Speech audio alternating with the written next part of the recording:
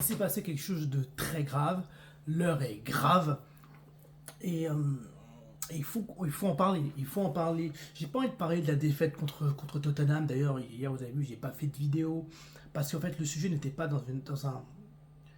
Déjà d'une, j'étais pas forcément dans le mood. Perdre contre Tottenham 1-0, voilà, ça nous met encore dans des complications. Et c'est un match assez frustrant parce qu'on a quand même eu des occasions et on est dans le bas du classement. En fait, cette énième défaite n'est pas entre guillemets si grave que ça parce qu'il y a plus grave et il y a eu plus grave. C'est pour moi la blessure de Tamad qui pour moi change tout, et mais totalement tout dans notre saison. C'est notre meilleur joueur. C'est notre meilleur joueur. Et c'est notre meilleur joueur, et c'est le seul joueur à pouvoir percuter, dribbler et marquer des buts dans les matchs importants. Et Amad est blessé jusqu'à la fin de la saison. J'ai pas voulu réagir sur le moment parce qu'il n'y avait pas eu de confirmation. J'attendais un peu aussi le match. Pas aussi trop eu de temps pour en parler. D'autant plus là, je pense que c'est bien d'avoir attendu d'ailleurs, puisque c'est une addition de choses. La blessure d'Amad, la défaite, mais également les blessures de Ugarte, de Meinou, les absences de Collier, d'Eriksen, je crois qu'ils étaient malades les deux, je crois que c'est dans cet ordre-là. Et autre chose désormais,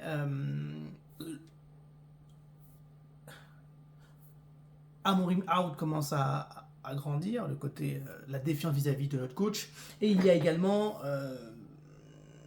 ce phénomène incroyable qui consiste à, dès lors que je quitte Manchester United, je redeviens un joueur intéressant. Scott McTominay, Lukaku, on a plein, Anthony, et j'en passe. Et ça fait plusieurs années que ça existe, ça fait plusieurs années qu'on le constate. On l'a constaté avec Di Maria, on l'a constaté avec plein d'autres joueurs. Et je pense que là, on peut se le dire, en tant que supporter de Moncunien, on peut se le dire, toutes les étoiles s'alignent pour faire en sorte que, je crois en tout cas, que Manchester United est en train de sombrer totalement. Je crois que toutes les étoiles vraiment s'alignent pour se dire que finalement ce club est dans une descente aux enfers qui ne s'arrête pas et on va chaque jour de plus en plus bas. Et on ne sait pas jusqu'où on peut aller. Et heureusement que nous avons 10 points sur le premier relégable. Vraiment heureusement que nous avons 10 points parce que franchement avec le niveau qu'on affiche, la profondeur de banc et la dynamique qu'on a et mentalement dans les dispositions dans lesquelles nous sommes, je crois vraiment que nous sommes en difficulté. On a perdu contre Tottenham 1-0 à l'extérieur contre Tottenham, un match de deux équipes assez faibles. On avait très peu de joueurs titulaires. Je crois que dans le groupe, on a eu uniquement 12 joueurs d'équipe professionnelle. Sur le terrain, on a vu on a vu Casemiro jouer. Bruno Fernandes a été obligé de reculer. On n'a plus d'ailier, vrai ailier offensif. On a revu ce qu'on connaît, hein, des déchets offensifs, des gens qui craquent devant les buts, des contrôles approximatifs, une absence de réalisme devant, Onana qui a du mal à capter les ballons, des passes à 30 cm, 1 mètre qui sont ratées. En fait, une équipe de très très faible niveau finalement, qui pour moi, intrinsèquement, elle est plus forte que son classement, d'accord, mais elle est quand même assez faible. Je pense quand même que après la première ligue s'est renforcée comme des équipes qui sont bien équilibrées, les Aston Villa, les Brighton, Nottingham Forest qui fait une bonne saison, Chelsea, Bournemouth. Donc en fait, la moindre faiblesse, le moindre coup de mou, la moindre blessure, etc., la moindre crise, la moindre crise d'un club fait que tout de suite vous payez cash. Et si vous n'avez pas du talent sur le terrain, il n'y aura pas de répondant. Barcelone, avant le début de saison, on disait que c'était la cacophonie, c'était n'importe quoi. Il y a du talent sur le terrain. Et le talent, le football, fera toujours gagner malgré tout. Le football, c'est le terrain, c'est les joueurs. Quand vous avez du Lamine Yamal, du Pedri, du Lewandowski, peu importe ce qui se passe au-dessus, ça peut être la cacophonie. Vous savez qu'il y a des joueurs qui sont capables de retourner des situations.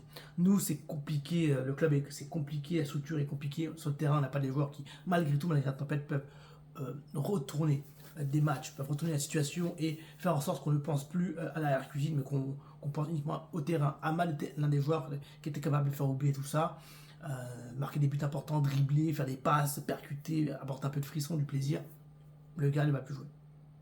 Le gars ne va plus jouer et il est probable qu'il gagne le Player of the Season, alors qu'il ne joue plus à partir de février. Les transferts qui se sont mal passés, parce qu'on a, oui, certes, on a dégagé Anthony, Rashford, on n'a pas eu de remplaçant. On disait oui, Christian Matistel, il est nul. C'est pas un foudre de guerre. Mais plus 1, aujourd'hui, ça aurait fait du bien quand même. Ça aurait fait du bien, vous êtes d'accord. Même si on ne pouvait pas prévoir l'hécatombe de blessures.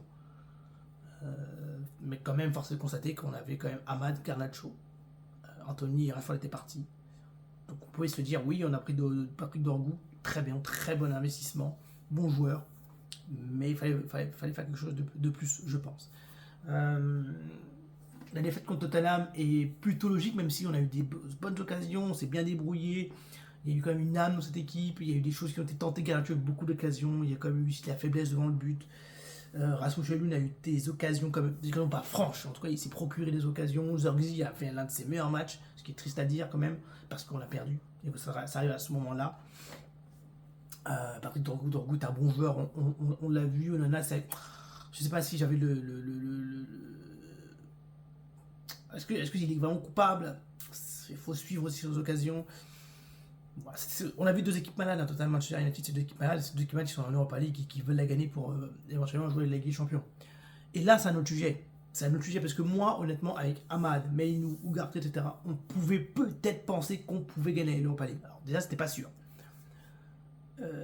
Pas sûr, rien n'est sûr, mais dans le sens où les chances n'étaient pas énormes. Il y avait des bonnes chances quand même, parce qu'on a fait une bonne partie, bonne première partie de l'Europa League, on s'est qualifié directement, il n'y a pas de souci, on a montré qu'on est invaincu. Mais voilà, on connaît Manchester United, on connaît la limite. Là, sans ces joueurs-là, et notamment sans Ahmad, franchement, c'est impossible. Vraiment, je vous le dis, c'est impossible. Donc, c'est impossible qu'on gagne l'Europa League, donc c'est impossible qu'on gagne un trophée, donc c'est impossible qu'on gagne la Ligue des Champions. Qu'est-ce qu'on va faire sur la Ligue des Champions? Sur la Ligue des Champions, qu'est-ce qu'on va faire l'année prochaine? On va arriver 16e du championnat, un truc comme ça. Qui va vouloir venir à Manchester United, en sachant que Manchester United, dès que vous arrivez à Manchester United, qu'est-ce qui se passe? Vous ne jouez pas la Coupe d'Europe, pas la Ligue des Champions déjà d'une, et de deux, pas la Ligue Europa. 2-3, dès que vous savez que c'est une structure qui balbutiante, rien n'est sûr. 2-4, vos coups de pied sont pas ouf. 2-5, à chaque fois qu'un joueur arrive, on apprend qu'il devient extrêmement nul. Moi, je suis un joueur de football professionnel, j'adore Manchester United, etc. Franchement, j'y vais pas. C'est chaud, je me dis peut-être qu'il y a moyen que j'aille à Aston Villa ou West Ham. Tu vois, peut-être que je me dis, je réfléchis en tout cas. Je ne vais pas spontanément me dire, j'y vais. C'est pas grave, mais si on joue pas la Champions League cette année, il y a un vrai projet construit. Je ne sais pas si c'est un vrai projet avec cette structure. Je ne sais pas, avec le duo Ineos-Glazer, etc., il y a un vrai projet. Il y a un projet, mais qui ne semble pas intéresser des joueurs. Aujourd'hui, j'ai vu que éventuellement Manchester City voulait remplacer Kevin De Bruyne avec Florian Wirtz. Est-ce que vous voyez le gap énorme qu'il y a entre eux et nous? Il était énorme. Mais les gars, ils ont acheté Marmouche, ils ont dépensé de l'argent pour acheter des joueurs là, cet hiver parce qu'ils savaient qu'ils étaient en difficulté, ils veulent redresser la barre. Parce qu'ils savent que c'est important d'avoir jouer à la Champions League. C'est important pour attirer les joueurs, pour rester compétitif, pour gagner de l'argent. C'est important. Il faut dépenser, prendre des risques. C'est ça le football. Mais dans tout investissement, c'est comme ça, il faut prendre des risques. Nous, on n'a pris aucun risque. On n'a pas pris de risques. On est des petits comptables. Après, je pouvais comprendre. Et en plus, on avait un effectif qui pouvait limiter la casse et peut-être aller chercher l'Europa League, mettre tout sur l'Europa League. Là, c'est mort. C'est mort. Et là, il y a un sentiment de chaos, de tristesse, de descente aux enfers, avec le coach qui vient d'arriver en novembre, qui était le grand coach en Europe, qui était un peu comme Eric Ten Hag à un moment quand il est arrivé, celui qui devait venir et révolutionner, etc. Même lui, il perd pied, avec tout ce qu'il y a autour de lui. Et là, il a que des blessés. Et à mon avis, je devais se dire, l'Europa League, il y a moyen de tenter un coup comme Eric Ten Hag a fait 2 coups de suite avec la Carabao Cup et la FA Cup. Lui, il ne pourra même pas faire ça. Il ne pourra pas faire ça. Là, Eric Ten Hag doit bien rigoler, de se dire, putain, hey, ils m'ont viré, j'ai pris mon gros chèque, ils ont pris Amorim. C'est pas de la faute d'Amorim. Ça sert à rien d'incriminer Amorim, ça sert à rien d'avoir un ressentiment envers Amorim. Mais moi, je suis Eric Ten Hag, je me dis, voilà les gars, vous avez voulu faire les malins. Vous avez pris un super coach, mais vous le mettez pas les bonnes conditions. Maintenant, il est dans la merde. Moi, j'ai fait mieux, en fait. Bon, après, Eric Ten Hag, il a eu ses joueurs à lui. Les Luke Shaw, les Mason Mount, faut-il revenir peut-être pour apporter un petit peu de vent frais, d'air frais, je sais pas. Là, je vois Rashford, il met des crochets, des coups francs sur la transversale. Anthony, il est chaque fois player of the match. Je ne dis pas que je regrette ces joueurs-là. Je dis juste que si tu les fais partir, c'est très bien. Il faut penser derrière à renforcer son équipe aussi. À se dire, si on les fait partir, peut-être qu'il y a un joueur à prendre offensif pour quand même pouvoir jouer la Première Ligue, la FA Cup et l'Europa League, et être compétitif. Il n'y a pas ça. Et en plus, on compte sur les jeunes joueurs. Là, le petit Obi, et là, je vois qu'Amorim est critiqué parce qu'il a pas fait jouer les jeunes et qu'il a fait jouer Obi 3 minutes. J'entends le propos, peut-être qu'il a voulu démontrer qu'il n'avait pas de joueur. Peu importe. J'entends le propos et c'est vrai que j'aurais pensé qu'il aurait mis plus tôt. Après, nous ne faisait pas un si mauvais match, il y avait des occasions, il faisait un bon match. Ensuite, on voit Bourbier, le petit jeune. Pourquoi pas? Moi, je pense que je l'aurais fait. Après, je ne suis pas coach, je ne le vois pas tous les jours en entraînement. Je sais, il y avait une situation, peut-être qu'il va jouer, il va jouer la semaine prochaine. Je ne sais pas.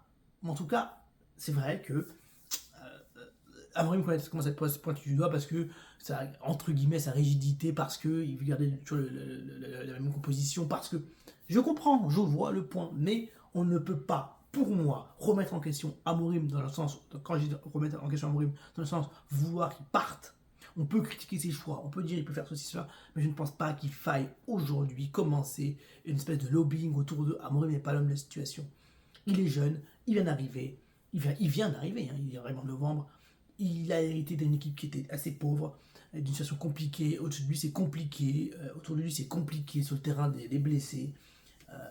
Je pense qu'il faut rester avec ce gars. Il faut lutter. Mais jusqu'où on va descendre, en fait? C'est ça le problème. Et avec ces blessures qui viennent d'arriver, je pense que le dernier horizon qu'on pouvait avoir avec l'Europa League s'est envolé. C'est envolé. Et là, on va se prendre des roustes. Heureusement qu'on a 10 points d'avance. Mais même avec ça, j'ai chaud.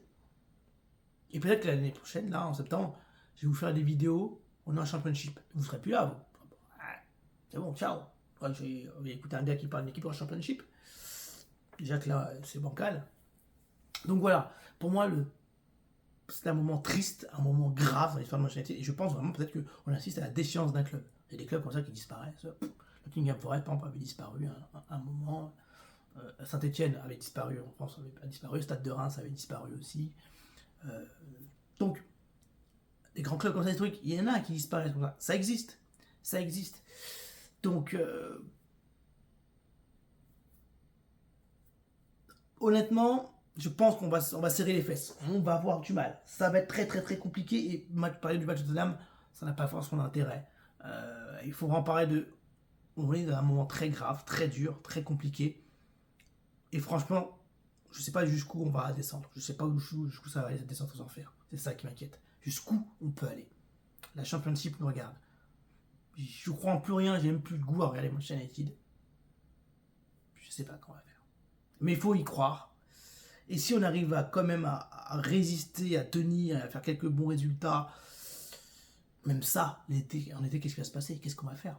Soit il y a une vraie stratégie, on a des super bons recruteurs, on est bon comme des recruteurs qui recrutent des Cunha à Wolverhampton. Maintenant, Cunha coûte 100 millions quasiment, on peut pas recruter, mais faire des super coups comme ça, construire un club à la Dortmund, construire un club de jeunes prodigieux, ou des gens qu'on recrute comme Brighton essaie de faire, comme ça, par-ci par-là, et on construit une équipe, ça va être la seule solution. Mais je leur ferai pas confiance.